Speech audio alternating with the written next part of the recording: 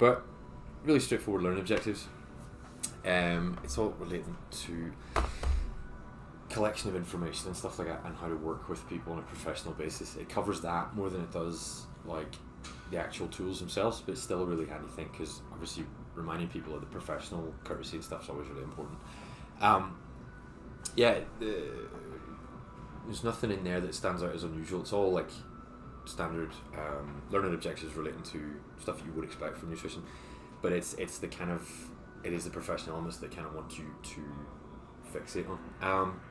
But we'll come back and sort of, there's a check-in point at the end where we'll look at what we've done and make sure you can answer questions, but like know the main stuff. Yeah, say that you've fulfilled the criteria, because they come back at the end. But this is the first kind of professional element. The kind of information that you're doing when you're collecting dietary analysis stuff, like your diet plans and things like that, has to be collected with consent. Obviously, as a client, depending on what your processes are for signing people up, the consent process is different. So mine sign up digitally and they give me their information online, so it's like creates consent there. So that sort of stuff I have covered by my kind of digital stuff. You might find there's a different way where you include, like I put in the comment there, when you're giving them your PARQ, you can do PARQs digitally now, which is a really handy thing to be able to do. All of mine go into one like collector, so they're all there.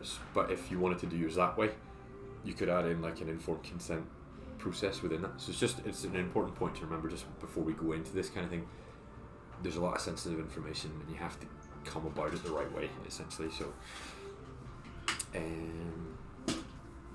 but yes, it just goes further into your sort of professionalism sort of elements. You've got to develop the right kind of relationship.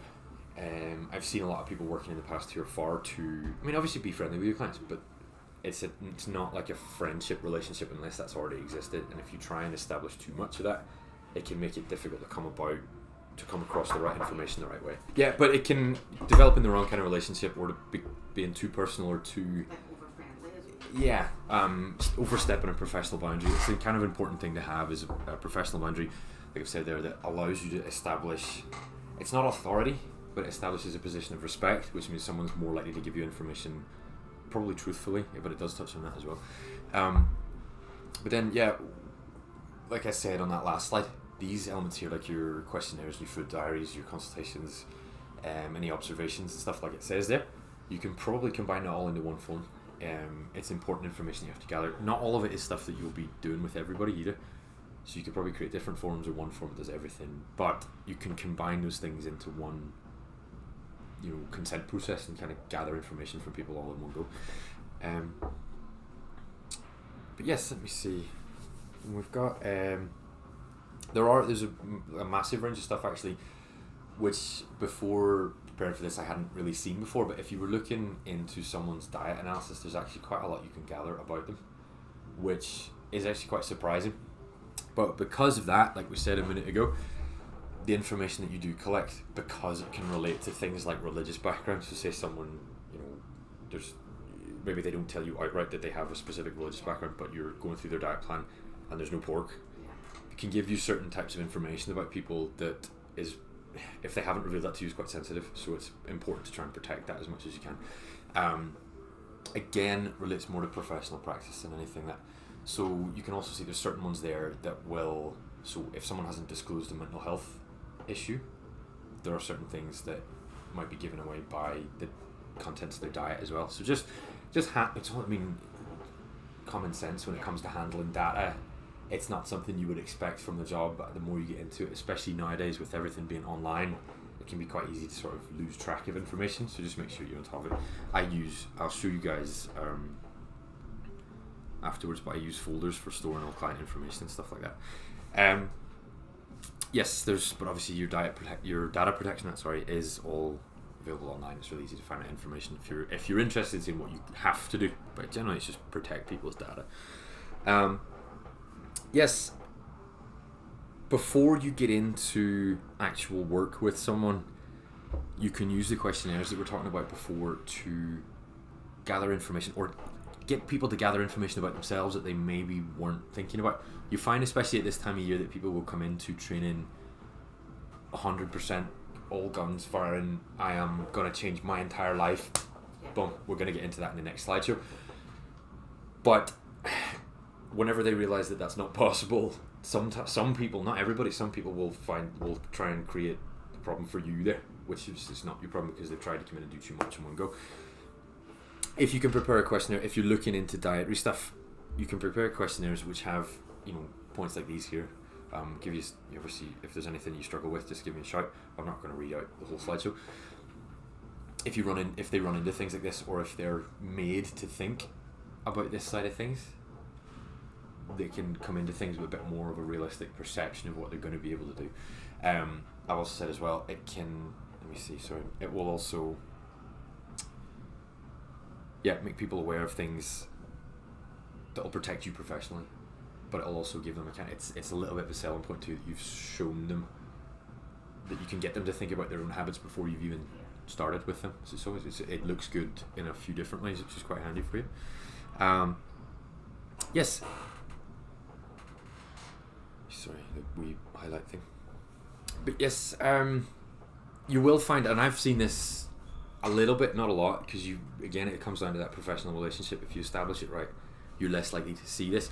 But you will find that some clients will answer dietary questionnaires, even training questionnaires, anything like that. If you're even in a consultation, you guys have seen it in your exams and stuff, the environment is a little less organic than a normal conversation. So you'll get some people try and sort of, I think my diet's okay. I'm not really, and in reality, it's generally not like that. But if again, repeating the same major statements, is that if you've the right professional relationship and you've established the boundaries correctly, people are going to be honest with you, because they'll see you in a way that's like a give and take, rather than I'll just go down and it's too not personal, but it's too friendly.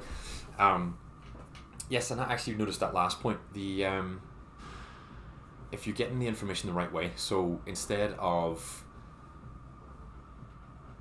like a questionnaire type thing, if you use a food diary, so you get someone to go away for like a week. I have a digital one that I use with the programming app that I have. It's not even like a MyFitnessPal type thing. It's just when you eat something, just put it in the box and I can read it. There's nothing major going on with that, and it works for certain people. If you can get that kind of food diary going on, the mindful approach to food is quite a valuable thing for people to pick up. I don't know, maybe like I've found that personally as well in my own approach to nutrition. But this last point here about this one study finding the number of pounds somebody lost over the course of a program was directly related to the number of days that they spent actually tracking the food. Probably not necessarily even from a calorie point of view, just from an awareness point of view, because especially again at this time of year when people come into a new routine, their self-awareness is probably really low. It's just, I need to change something, but they don't realise how many things there are going on. So and that could be a selling point. So you can actually use that to push the idea of a food diary when it comes to actual work as well. And there's nothing wrong with doing that. Again, more points on trust. Make sure people understand what you're putting them into, because you can send someone away with a food diary and they can come back with like a spreadsheet full of numbers and calculations stuff, which just sometimes is what you want. But if you with the clients who I have with the food diary, just make sure that it's just, I don't care how much of something you're eating, I just want you to develop an awareness. So those kind of things, there's a big difference between those, and we'll see there are some diary apps and stuff that approach things from different angles as well. And again, we've got some professional practice stuff about data analysis and stuff like that. So, but yes, really straightforward when it comes to food diaries. You've got, try and approach it from a meal by meal or food or snack by snack perspective or whatever, rather than going at the end of the day, because some people you'll obviously forget stuff, or you'll try and roast into it a little bit. But if you after you've eaten something, put it in, it's all going to be realistic. Obviously accuracy, again, that can depend on the approach, like we were talking about a second ago. Times can be important. MyFitnessPal allows you to use specific times if you're on the pro version, stuff like that, and then fluid intake, activity exercise. Really expensive now. Has it gone up? Well, when I got it over a year ago, it was $7.99. Yeah, I got that as well. $15.99 now. Right. A month. Like, I Whoa. MyFitnessPal. It's up to 50, because my friend Donna was wanting to use it, and I said, Donna, download that, it's only $7.99 a month.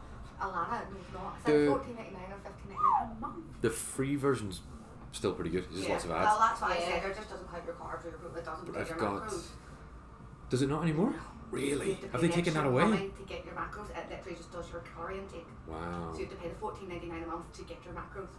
Isn't that That's stupid? ridiculous. Right, Because I wondered, I'm sitting there going, because I've struggled using it again recently because the protein count is something I would struggle to get in every day, and it hasn't been reminding me when I've hit my protein goal, and that's obviously why. That's sly. It's so expensive. But there are cheaper alternatives which I'll show you, and they're probably better as well. But I've got some outlines and stuff.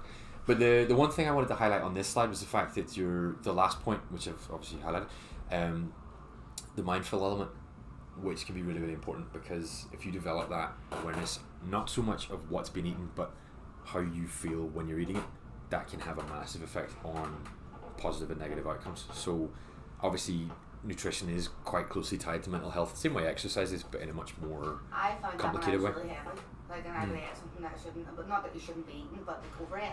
Do you even find now, because you've come so far, if you have like a bad weekend, not even, so one takeaway, but then 3 days, like you have one for 3 days, and on Monday you're just like, you're dying, and it's not even a physical feeling. Yeah, it's both. But developing that awareness can be taking steps. So instead of going, I need you to track this, this is good, this is bad, it's go from a, do you feel better when you eat this, or do you feel worse when you eat that, is a much healthier way to approach that. Kind of makes you feel a little more, it's not an objective truth thing. It's like I can't eat turkey, kind of like turkey, but when I eat turkey I feel disgusting. So it's like I have stopped eating it because of that, not because it's bad. It's like it just makes me feel bad, and if you feel bad eating it, you probably shouldn't be near it anyway. So it's the things like that are just, it's easier, and it can get around that intensity or that, you know, blinkeredness of this is good, this is bad. It becomes more personal and then healthy. I don't think a lot of people understand that bit of it, but I don't think people Feeling, understand you do. I mean, my brother and I would talk about it a little bit, like after a couple of days, because we would, you know, like family events, we're both going to the same things, but then we come out, we're doing our own diet and obviously stuff like that. After we've actually talked about, there are people who have takeaway every day, which is, you know, it's not even to say a judgmental thing, but it's like, how do those people feel all the time? And all of a sudden, you know, guarantee like rubbish. Yeah, healthy food probably doesn't feel accessible, but after a couple of days there's bound to be some sort of impact there that changes it. But it's introducing that of like, how do you feel day to day right now? If we change one meal per day, that was how you feel, and see if we can like roll that into something more significant. So yeah, but yeah, it's right. It's just a generally better way of approaching things. But yes, we all know about MyFitnessPal. We all know what it does. We now know what it costs. But I've put in, yes, it's hard to introduce calorie tracking for some people, especially if there has been an eating disorder in the past. I have certain people without eating disorders, just certain people who really recoil from recording calorie numbers. You can still get good results from looking at food diaries and stuff. Calorie tracking can feel very intense for people. It has for me in the past. Like, it's times when it's ruined my mental health for weeks at a time. You know, it's not. Sometimes it isn't good. It No. wasn't good for me after I lost all my weight. Because you probably want to keep going and keep going and keep going. You know, it's not healthy all the time. Sometimes it's perfectly fine. You know, like I find when I was, you probably find when you were losing weight, like I was in a similar position. It's really helpful for stretches of time, but not even necessarily all the time. But we know that it's an option. When it comes to alternatives, there's a program called Carbon Diet Coach, which is run by a guy called Wayne Norton, who's a biochemist out in the States. He has designed it along the lines of being algorithmically worked. So it's kind of like hiring a diet coach for a tenner a month, $10 as well. So it's like £6, just that slightly better price. It works algorithmically so instead of going, I want to lose weight, I want to do whatever, it's like, I want to prepare for a powerlifting competition, or I want to prepare for a bodybuilding like bikini show or whatever it is, and it'll kind of look at where you are. It can take in things like body fat percentage, so it's more of a performance based one, but obviously normal people can treat that like just a nutritionist, like they would have, because people would do that as well. So it kind of takes a bit of the work out of your hands as well, but it does cost. And then there's another one called Macro Factor, which is simpler. It's run by a company owned by a guy called Greg Nuckols, who's also a big nutrition name in America. Better than MyFitnessPal on paper, but again, cost money. So it's all about weighing up your options. Yeah. And the unfortunate thing is you can't trial them. You can trial Macrofactor for free, but it's like 7 days. You're not going to get anything. The Carbon Diet Coach claims it's so good you don't need a free trial. They just, you go right into payment, and they sort of really stick to what their claims are. So it's worth looking at different options. When it comes to food diary analysis, there's obviously like a million different things you can draw out for food, and there's loads and loads and loads of them here. But I've highlighted some elements that can be eye-opening for people, because obviously like now we're understanding fat differently, and its role within the diet, it can be different for different people. It's also a lot healthier than people would have had us believe 10 to 20 years ago. It's kind of evolving, but it's still, when you can see, obviously saturated fat is still something we want to avoid, but it can be hard to determine what kind of fat is in something, more so now than it has been in the past, because you can usually tell the difference. Before now, things are, it can open eyes to clients. People can sort of start saying, oh, okay, I thought this was okay, but obviously there's some work that needs to be done with what I'm taking in. Additives, and again, a mindfulness element. There's stuff there that could cause trouble. Like whenever you get in the bottom corner, your go-to foods, like if you find someone's comfort eating, they probably don't even know, is a big thing among people who are usually dangerously overweight, that they'll eat out of sight when people can't see them. But if you notice at like 7 o'clock every night when they come home, they're having like a cheesecake, not like Tim, but like That's not like cheesecake. 3 or 4. Having them actually confront that and realize that you can see that too can have an impact as well. Again, you have to approach it carefully though, and repetitive patterns as well. So things like behavioural things like we were talking about just there. If you can open people's eyes to those things, you can move a bit more progress as well. Another one is quite important as well. See the bottom left, quality of protein. Not so much from the quality of protein level.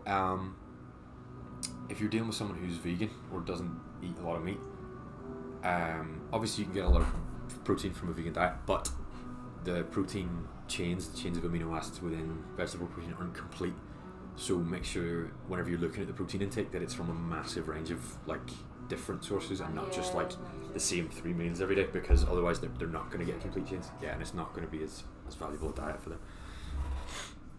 But yes, whenever it comes to providing feedback based on a diet plan, you can obviously have again, it all comes down to like your impact on someone. You can have quite a strong reflection on someone. So it's obviously have to be careful not to provide negative feedback or talk about things being good or bad. It's like, this is what we can change in order to get this outcome. Obviously, if someone is eating takeaway every day, you can say like, come on, it's not the best choice, but it's still important to try and make sure that you're protecting someone's mental health when it's an approach to this kind of thing.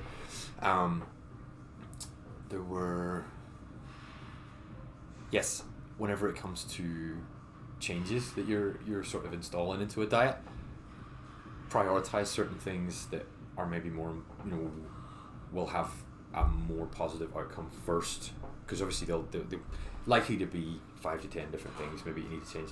Pick the ones that are the most important and try like a couple of them at a time, and you can slowly phase them in over time, so it's not always going to be lumping 10 changes on someone at once. How would you react, but if they decide, no, I'm keeping my diet where it is? Like, how would you that comes down to a professional practice thing, I reckon, because if you're looking, they've approached you asking for something and you've provided your part of the service. It's the same as like so many people I've worked with. You provide them with a program, you give them reminders to tell them when their training days are due, you give them spaces to record their weights in and stuff like that, and they still don't come in. It's like, there's nothing more I can do aside from turning up at your house. It's like my friend Stacey, I'm trying to help her at the minute lose weight, and it's just, she'll come to the gym, but she won't eat properly at all. Like, I'm just like, how long has she been coming to the gym? Last week with me, I came in with her, I trained with her. You've been trying to get her to come in as well. But there's a start. I usually don't introduce nutritional work until a few weeks in. She told me from day one she's not going to change right now. Really? So how do you work with someone like that? That wants to lose weight but isn't prepared. Let them. She thinks the gym's just going to do that. They're going to do the whole thing. Yeah. What are you? Like drinks all the time. And she's a heavy drinker too. Like, she drinks every Friday, Saturday, and Sunday night. Like, and it's beer and it's. I think setting examples, showing examples, and then using them as so as you see certain things changing, you will find someone maybe go like, over time they'll develop a slight interest in the wee certain things they'll maybe want to change and stuff. But it's hard. I mean, a lot of things do come down to the fact that I have provided everything I can for you and you're not using it, and it's like at a certain point a client has to understand when their effort takes over, because it is between both of you. It's not like, unless you are going to be someone's personal chef, their eating habits aren't going to change without them. You know what I mean? Like, Yeah. it is it's a I'm not telling anybody that. but yes, and then let me see. Yeah, mostly these things here are mostly important when it comes to preparing your coursework materials. Obviously, you're smart. The coursework materials require things like your SMART and short-term goals and stuff, because they function well in the real world. So just bear in mind when you are sitting or you're looking at dietary analysis that you're applying them to these structures, because these structures then will work for you if you get into the habit of using them. So do you guys remember what SMART stands for? I thought you were actually saying user smart there. No, I learned smart. No, I learned that today. I can't even remember. I thought you were going off smart there. Well, that's something. So there is like a homework section this evening, and that's what I was say. Get the SMART stuff into your head, because you have to do a nutritional analysis for the next time we're here. So. So what does smart mean then? Say it again. I didn't. Well, it's just your job to find out. That's the thing. It's specific. I thought I wasn't listening there. I thought Specific, measurable, Yeah. achievable, no, More or less attainable. Yeah. attainable. What's our? reliable. Realistic, Yeah. and it's not time. It's I think it is. It's time sensitive. time? Yeah. I I don't have to look up now. I already know. I had never taken in there. I was like, come on. I was They like, come back to you, Steve. This one here comes back to like what we were just talking about. If you're trying to, you do have to make sure if someone's exercising and looking at nutrition, there are other things that can affect that. Like water intake and their sleep and rest, training balance and stuff like that. But you'll find that slowly integrating habit changes over time is better than trying to lump them all in at once, because someone's just going to be put off by you trying to change their entire life and will go. I actually go like, you have to get this amount of sleep, you have to drink this amount of water, you have to walk this many Yeah. steps. You have to do, But they're all things to consider. But you can now with the app that I use, I can link it to people's Fitbit and I can see how much they've slept every night if I really want to. But that's quite cool. there are things out there that will let you do that sort of stuff. So it's again, when it comes to integrating these kind of things, just realise that there are tools out there to help you Or actually. bad, but consumers only 1,000 steps, you can be like, you need our 2,000 Get steps. up, guy. I can do that. I It's can. all crowd the house there. Yeah, and again, coming back to your coursework materials and things, your goal setting elements, like we did in level 2 with your exams, goal setting and check in windows at regular intervals and stuff. So it's really important to set up. Yes, and like it says there, so multiple small changes over time as they begin to hit targets. Start introducing more things, because then they're going to snowball. Just a hand, same way you would with anything else. Yeah. So yeah, if we go through the learning criteria again, back from the start, we'll go over some. We'll go over these and see if you got any answers for. Can you use appropriate methods to collect nutritional information from clients? Yeah, what would you use? So, like Two. What? 2 different methods realistically. Diary. Diary plan and your parky. Yeah, you could do that, but your tracker apps as well. Oh, like my tracker. They work Oh, separately yeah. to food diaries as well. It's kind of a different sort of thing. What kind of methods would you use to analyse a client's nutritional information? More or less the same kind of thing.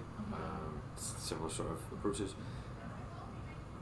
Identify areas of improvement, like you saw with the grade with all different elements. What kind of things could we identify through that? Like we're looking at, like, remember the grid with all the different things that you can pick The one out. where you said in the left hand corner was like more that quality of protein. Yeah, that's one of them. You do another 2. Okay. That's the only one I like that. To be honest, that's the only one I told us. What about like behavioural ones? Oh, like your mental health. I'm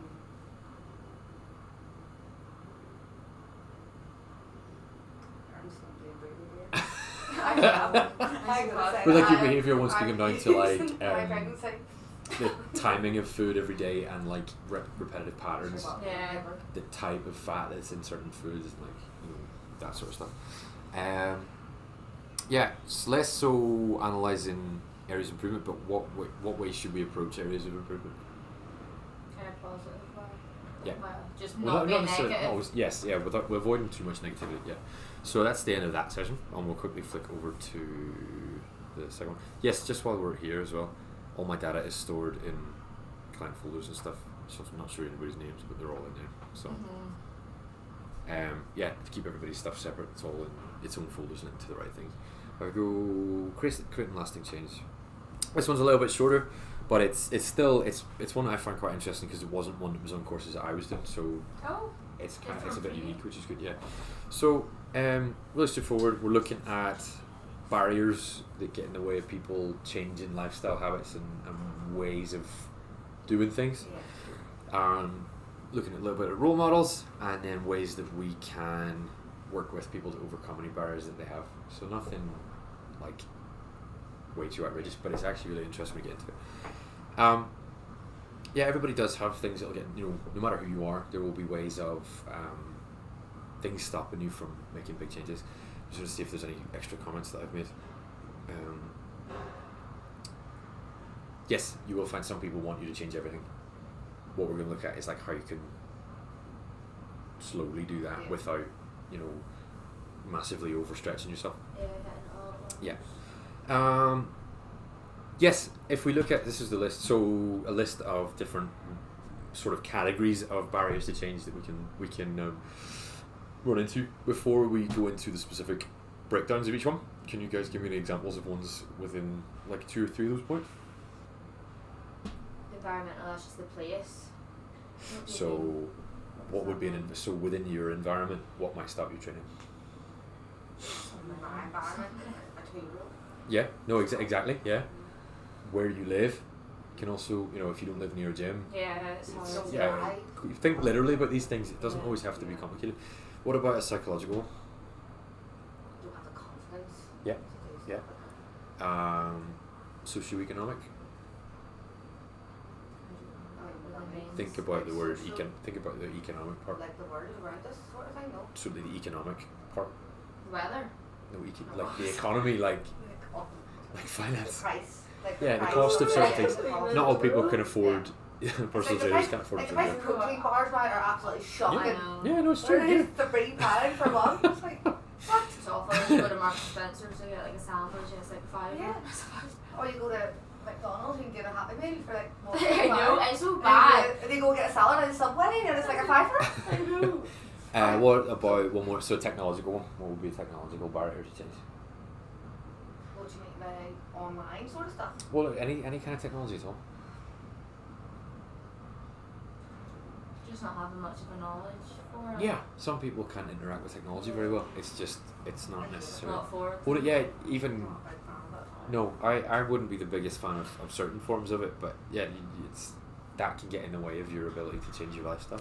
But yeah, if we flick through quickly, your environmental ones like climate, like tonight, I almost all didn't the make it in. anxious areas and Yes, that's what I wanted to do. That's what I wanted to do. There's me. Gets you, Yeah. it gets you engaged. I know. It's like, Gets our brains. Yeah, like there might be no gym, might be no transport. The climate, like tonight, I almost didn't come in this evening because I couldn't get food from it. And then your technology, so yeah, like those ones are more positive. The ones that are listed there, like if you spend too much time with the ones that are listed, it's going to get in your way. Habitual behaviors and stuff will prevent you from changing things. Psychological ones, like you said, low confidence, but then motivation, self-esteem, obviously mental illness as well is a big contributor there. Health and physiological ones, illness or long-term or chronic illness that are going to get in the way. Things which cause regular pain, even though they can be managed, will not inspire people to make big changes. Next would be the social ones, your isolation, like we are just saying with Michaela. Lack of role models, your prejudices, fear of safety. It's all common sense when it comes down to it. It's just about being aware of what might and helping people move around it. Socioeconomic, lack of money, poor education, inequalities, and things within society that kind of. in this day and age, people can't afford a lot of stuff. No, Yeah, honestly. and it's Wait, but again, one interesting way to try and overcome that is by not being competitive, but being competitive within reason, still providing yourself with some sort of income. That's what I've been trying to do for a while. It does work if you keep it rolling, you know.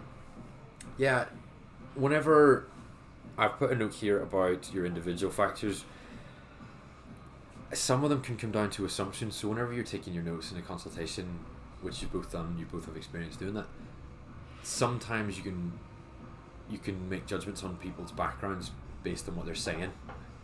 Let that reveal itself naturally, because obviously if you're making assumptions and they turn out to be true, you can get yourself in trouble. It's just about making sure you approach things again from a professional point of view. So just be careful when these things, you know, reveal barriers to change through conversation. Maybe ask people, is there something that's stopping you from doing this? Don't even say, is there a religious thing? Because you can put yourself in a difficult position. So just be friendly and polite and open, and let people reveal things themselves rather than being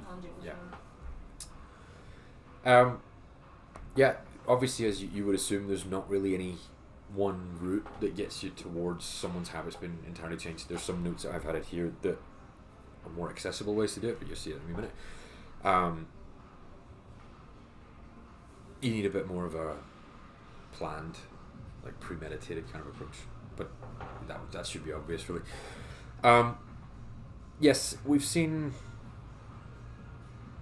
You'll see through. Well, you can research any number of different ways to change people's behaviours. There's.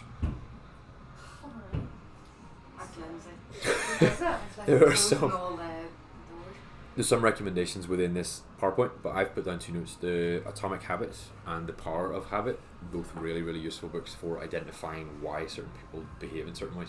I have Atomic Habits in the office if you ever want to borrow it. So it's really, really handy for. Atomic Habits is better for seeing how to make small changes for people, more so for yourself. But the Power of Habit is really good for understanding where they come from and what makes them what they are, essentially. But there's a couple of models here. They've outlined some in the notes. There's theory of planned behavior. There needs to be for that model. Argues that you need to have positivity, support, and control in order to make a change, which again should make sense to you, because if you've made changes in your own life, those things are fairly handy to have when you're looking at that kind of thing. The second one is a lot more complicated. It kind of comes from a more psychological point of view. It requires like contemplation, preparation, action, and maintenance, which isn't going to come as easily to you without a bit of research. But don't be afraid of looking into those things, because there's no harm in knowing how to use it. Decisional balance is simpler, again, with pros and cons and things like that. But I've put in the models with Atomic Habits and the Power of Habit refer to trigger, craving, and reward when it comes to behaviour. It's a popular one when it comes to stopping smoking. If you can identify what triggers the craving and interrupt it within about 3 weeks, if you can repeat that, it will remove the habit. We'll say that to you. Yeah, well, she's going about it a different way. Hers is more. She's cutting down, like I have 6 this week, I'll have 5 and then No, she stopped. She's back on them again. Well, I stopped for 4 weeks myself and then went back on them. But yeah, though that model of trigger, craving, reward could be something worth looking into if you are, if that's the kind of thing you think about. Mm-hmm. But yeah, whenever we move on from behavioural changes themselves, things that can influence our behaviours in positive and negative ways are role models. We all obviously know what role models are. Can you give me any examples of people who might be role models within your own lives or within the wider world, positive and negative? Sure. Mine used to be Usain Bolt when I was younger. Really? That's a good one. Doesn't have to be anybody specific, like politicians, police officers, people in the gym, other people training in the gym, your friends. There's loads of different. But again, if they're going, Was it Usain Bolt? Aye, whenever I was younger. Oh really? Did I just want to take that? I used to love athletics and I thought he was class. He won That's really good, like, just like playing a show up there. It's surprising that he hasn't, he's gone so long without getting in trouble for anything. That's normally what happens. Like, they all get in trouble a couple of years after they've done really, really well. Yeah. Mine was Stephanie Sandel. She still is. She is an American. Who's that? Oh, sorry. She's not Australian. She, she's had 3 kids and they want to save the shape of her. Oh, right, okay. She is. Jillian follows all her workouts when she's in her room without me. every single workout. She does. If you watch her, she's doing one of Stephanie Sands' workouts. Right. Look her up, she's very hot. She's actually hot. I'll be completely honest. But when it comes to positive role models, and some of these people can be negative role models as well, in the wrong light and in the wrong environment. You have family, you're surrounding professionals, which could include us, I think, as well. Once you're fully qualified and things. Your friends, celebrities, sports personalities, people on social media, the media itself, and by extension advertising, and then health, education, and like promotion and things as well, which is a bit of an obscure one, but I kind of understand where it's coming from.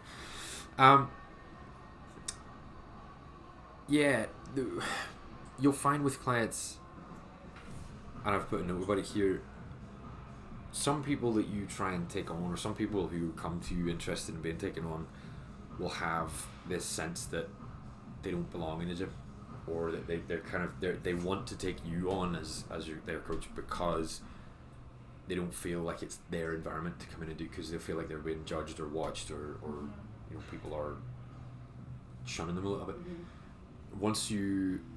This is a really important stage of someone's development when you're taking them on, because it can make or break whether or not, if you can overcome that, it can massively boost their success when it comes to goals and stuff. If it is allowed to persist, obviously you get your inadequacy, self-esteem, confidence issues, things which will stop them from meeting their goals, because they're not going to keep coming in, obviously. If you can gradually work them around the idea that they're being watched or judged, or that this is their place and not our place, it's going to be, that's a behavioural change in itself. It's actually one method I find that works really well is just telling people, when you're in on your own, just look at everybody else, because they're all doing the same things you are, and that's the easiest way around it. Because suddenly, after 2 or 3 sessions on their own, someone's like, ooh, and they start to see that everyone else is just as insecure, because nobody's in the gym without an insecurity of some sort.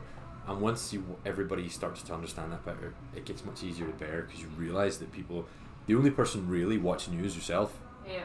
And that's where the judgment comes from, because you're probably judging yourself for something, because you're introducing this new habit. So if you can get people around that, that's one of the biggest behavioural changes that has a positive impact on training. It's a really important thing to be able to introduce for people. Yes, obviously, instead of walking you through every one of these individually, there are loads and loads and loads of ways to overcome barriers to change, but they mostly, if you boil all of these points down, they come to making information more accessible or easier to find, providing alternative cost models, or more, provided you're not going out of business, providing more competitive cost models, and also helping people can kind of band together. So there's certain people I'll take pairs on instead of singles, because it's cheaper for them, but they also get just as much stuff. If you can get a bit of a community spirit going between people, that'll help them, because they've got the peer influence there, which is then taking on your role models aspect, which is helping people then change their habits on their own terms. So, but those are the 3 main points. Information, cost, and community are the big points that come through those. But those are just kind of suggestions more than anything else. And then we can bring it back around. Do you feel like you're able to describe the barriers that people face when? Yeah. Just give us a couple of examples. Just like, you've got your not even so that would be. It is the social one. No, insecurity comes from psychological. But Yes. So what about others? So we got social, psychological, environmental, technology. Yeah, good. Those are some major ones.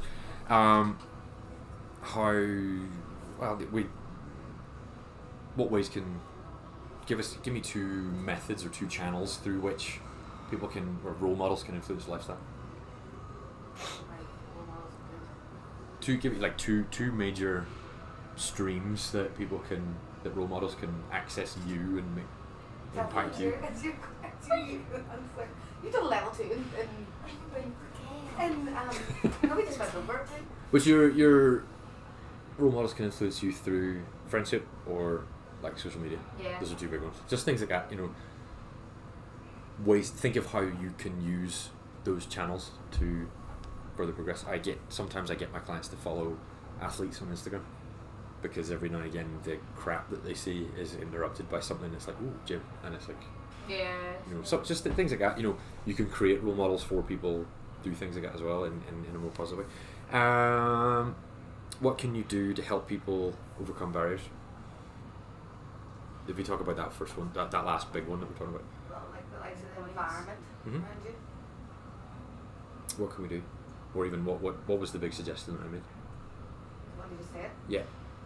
Well, you could do What did it pairs. relate to? Like what feeling did it relate to? What feeling? My big one. What way do people feel in the gym that like stops them from engaging with it? Their confidence. Is that what Yeah, you're well, they feel judged, Yeah. and if you kind of help them around the feeling because they're not judged, you know, they'll push them through. See if you would ask for that down before here.